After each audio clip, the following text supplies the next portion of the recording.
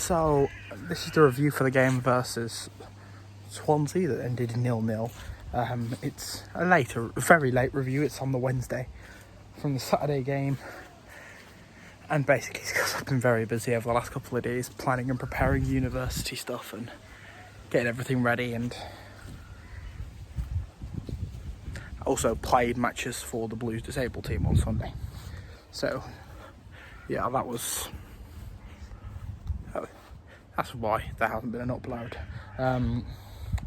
But it's Tuesday, and the Swansea game was a 0-0 draw. It was a good 0-0 draw.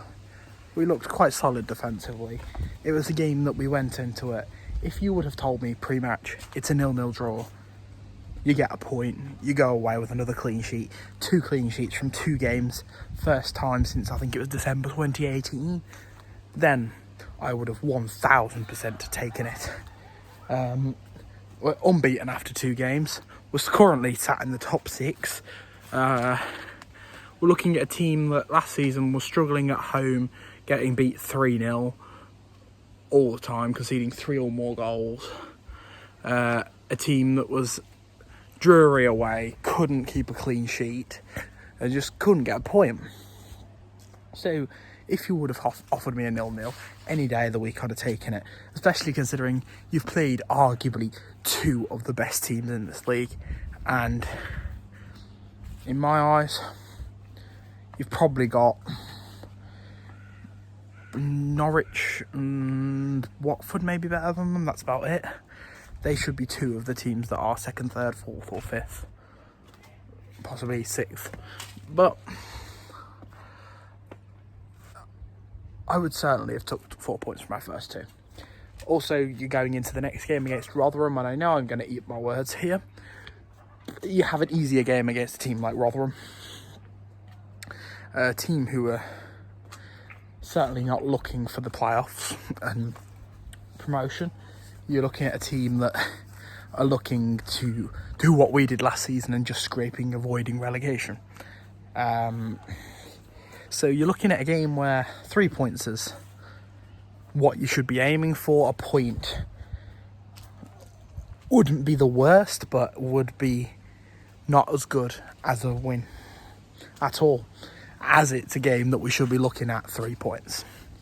In other news, we've made 2 signings.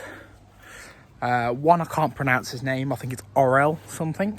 Orel from Barcelona, who Barcelona actually offered a contract to.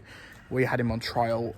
He rejected Barcelona to come to Blues, and he's got a 2-year contract, and he's going to start in the under 23s, but might push into the first team by the end of the season, which is a good investment for the future, and apparently is quite a good player. I don't know a lot about him. I've seen a couple of things on YouTube, and quite a few fans of Spanish clubs spoke about him as very good talent for the future and a good signing for us. And the other signing was Mikel San Jose Dominguez, and Mikel San Jose is a quite well-known player who's played for Bilbao his whole career, I think. Played international football, won the Super Cup. He's been out there, he's done it. He's a very good signing for a club like us. He is 31, so him and Adam Clayton are probably going to switch who plays weekly, but he can also play centre-half, so he's a good investment in the club. And once again, I think he's another 2-year contract, so another 2-year player. So that's more experience into the team, more power into the team, more top flight experience in another division. I mean, he's been Bilbao. I don't think they've been relegated in a long while, but he's been playing for them for a long while and I can't think of them being relegated. So he's got some very good top flight experience over there against some high quality players. He scored that one wonder goal against Barcelona in the Super Cup. I think it was a couple of years ago now. where it was just near enough at the halfway line and put it out straight over the keeper's head into the top corner. It'd be nice to have a few of them this season, but it'd be nice. But I'd take someone who can defend and keep a couple of clean sheets. So it will be great if he can play by Saturday and be on the bench and get some time on the pitch. If not, hey, but it's great to see us investing in the future with Orel. I can't remember his surname now, but Orel, Barcelona kid, we'll call him at the moment. And it's great to see this experience also in the team, because you need a bit of experience with a bit of passion, a bit of desire, and a bit of youth talent. That makes a squad that could argue their way up that league table, could argue their way towards the playoffs, could argue their way into the playoffs. But as I've said previously, 10th to 14th I would take this season. Progressing into next season, having a little bit more investment in Karanka, a couple of strikers, using a bit more money, and then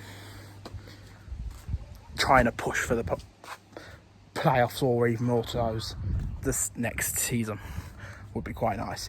If we could push it this season, it would be incredible. But